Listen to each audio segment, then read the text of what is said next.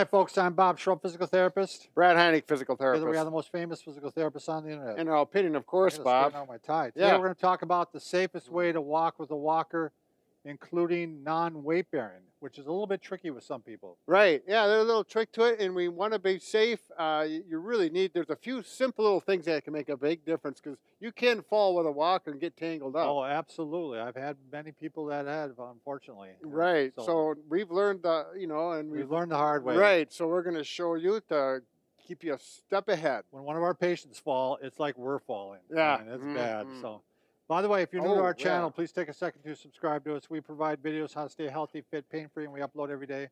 Also, you'll want to go to the Facebook and like us, Bob and Brad. We are still giving away stuff. We've been giving away stuff like mad, Brad. Yeah. We're giving away a mattress again, Sleepovation mattress. Oh, excellent. Yep. This is the third one, right? This is the third one and final one of the year. So there we go. All right, Brad, take it away. What are we doing? Okay, walkers. If you're new to the walker scene and you need a walker for whatever reason, maybe your balance is off, maybe you've got a broken femur or ankle, whatever it may be, just be aware of a few things. First of all, the height is probably one of the most important things. Make sure it's the proper height. For example, if it's too high, let's take this one. Yeah. If I stand here like this and I let my arms hang down, you can see my wrists are way below the handhold of the walker, and that's too high. Now for Bob, he's much taller than I. We're getting close. This is about where I'd be. Right. Yeah. Now this would be right for me. If I stand here, you can see the crease of my wrist lines up there. Now this isn't an exact science. No. You can be within an inch or so and you're going to be okay. Sometimes I say, does it feel comfortable to you from my patients? And they say, yeah, it could be up a little higher. And if they feel better with it, but when there's a big difference, if it's way up here, then it's going to cause problems. Well, you can't get the leverage for one thing. You can't lean on it like you should. So if I'm like this, my arms are going to fatigue, and I'm not going to be able to take the weight off the legs like I want to. Precisely. So yeah, like this. I'm standing with my legs straight in there, and I would really get sore arms, particularly if I was non-weight bearing. And also, if it's real low, right, I'm going to be like this, and now you're going to really get that poor posture, right, which is going to eventually could result in some back pain or other issues. Sure. So get the height. Correct. That's number one. Height or height? Height. Height. Get the height. In my world, it's height. There you go. Well, I'm going to be an English major, but I'm still working on that part of my life. So next thing, say the proper distance from the walker. Bob, why don't you grab this one, and you can show them. Well, this is unfortunately what you see some people doing. Yep. They get too far away. Yeah. And again, that definitely causes them to lean over more too then. Right. So you want to keep yourself almost within the walker itself. But not too close, because if you get too close this way, then you can have a fall forward. So there's that happy medium space, so that when you're step two, can you get down to the foot? The stepping foot is about halfway between the legs of the walker. Okay, so you're right in there, not in here, and not back here as well. So right there. I would say, Brad, too, going into your next one, actually, our wheelchair of choice, our walker of choice generally is one with the wheels on the front. Right. I mean, that's precisely. A lot of people think that, patients will tell me, well, they're worried about having wheels because they feel like it's going to roll away on them. If you have wheels just on the front and not on the back, it gives you a little bit of gliding, but it doesn't wheel away from you. Right. I mean, there's enough resistance from the back. Right.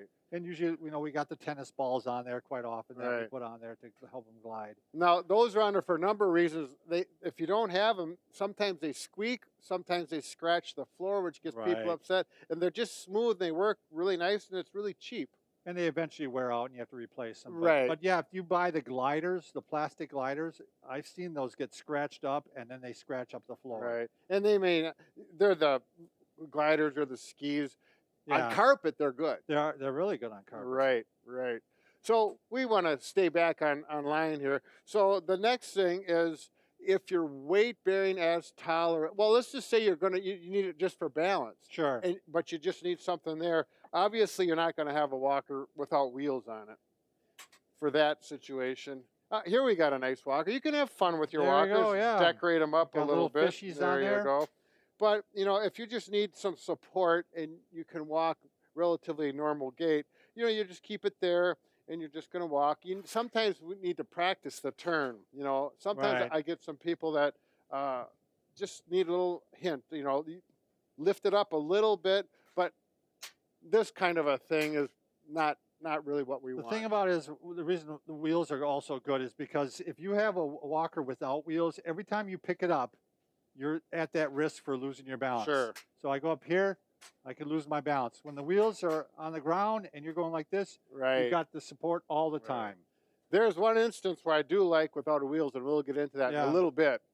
So that's the situation if you're just using it for walking. Now, the next thing, if you have a fractured ankle or sprained ankle, knee, hip, or whatever it may be, and you can put weight on that leg, but it says, the doctor says weight bearing is tolerated. So if you put some weight on it, it's okay, but if you put all your weight on there, it hurts or it's painful.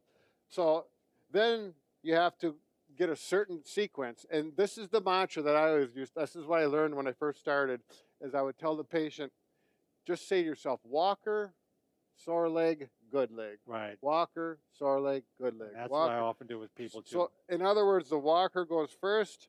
If my right leg is my sore leg, walker, sore leg, then you can step through with the good leg. Walker, and as you can see what happens then, leg. he's taking weight on his arms when the sore leg is being in the walker. So you're taking some of the weight off. Exactly.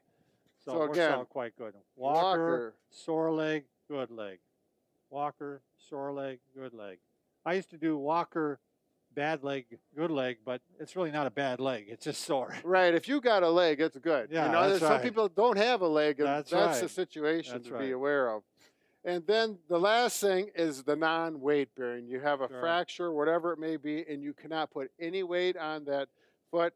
And that's when sometimes I'll go with the wheels or without. It depends on the individual. Right, depending on how much they're walking, how far they're going. But some people psychologically, they just feel if those wheels are on there, it's going to get away. So then I'll go to this. If they feel better, then I'll do it. And it's usually, you're not taking big steps. It's small step. And then you're going to hold a foot back here or hold it out in front. Depends what's more comfortable with the person.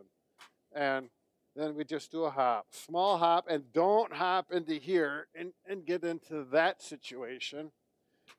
I have to be honest, Brad, with a lot of, especially my elderly patients, I'll have them do very limited walking if they are down to one leg. Yeah. Because quite often what happens, they start developing problems on that good leg then. Sure. They get like plantar fasciitis. Right, right. And I mean, so it's, you know, if they're pretty strong and you can see they can really take weight on their arms, they could go like this, you know, fine. But if they're weak and they're really hopping, yeah, they could end up with a fracture even on that leg if they're osteoporotic. Right. So you gotta, it is an individual thing. I've got a patient right now. She has no hip. They took the ball right out, and they're going to leave it out for about 6 months. For an infection, I bet. Yeah.